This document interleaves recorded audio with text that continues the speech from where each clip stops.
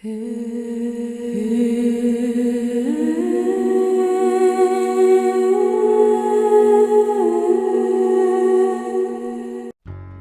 दोस्तों, धार्मिक तथ्य में आपका स्वागत है।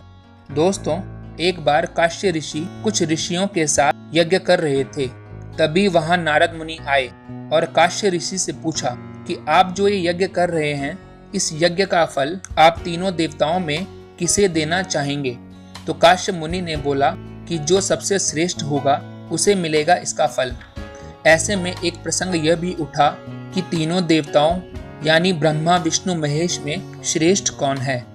काफी तर्क वितर्क के बाद भी जब इस प्रश्न का समाधान न मिला तो सभी ऋषियों में श्रेष्ठ भृगु ऋषि को यह दायित्व सौंपा कि वे पता लगाएंगे कि तीनों देवताओं में श्रेष्ठ कौन है।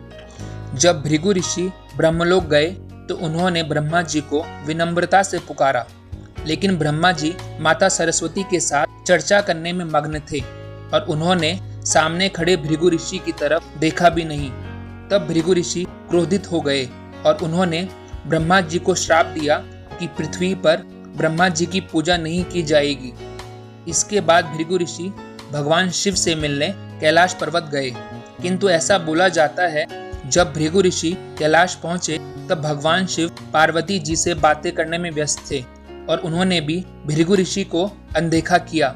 यह देखकर भृगु ऋषि को बहुत क्रोध आया और उन्होंने भगवान शिव को श्राप दिया कि कोई भी धरती पर उनकी मूर्ति की पूजा नहीं करेगा और सिर्फ उनके लिंग की पूजा होगी। उसके बाद भृगु ऋषि वहां से चले गए। भृगु ऋषि का क्रोध ज्वालामुखी के समान उबल रहा था। जब भृगु ऋषि वैकुंठ पहुंचे तब भगवान विष्णु शेषनाग की सैया पर लेटकर देवी लक्ष्मी से वार्तालाप कर रहे थे। यह देखकर पहले ही 2 बार अपमानित हुए भृगु ऋषि ने उसी स्थिति में अपने पांव से भगवान विष्णु जी की छाती पर प्रहार किया।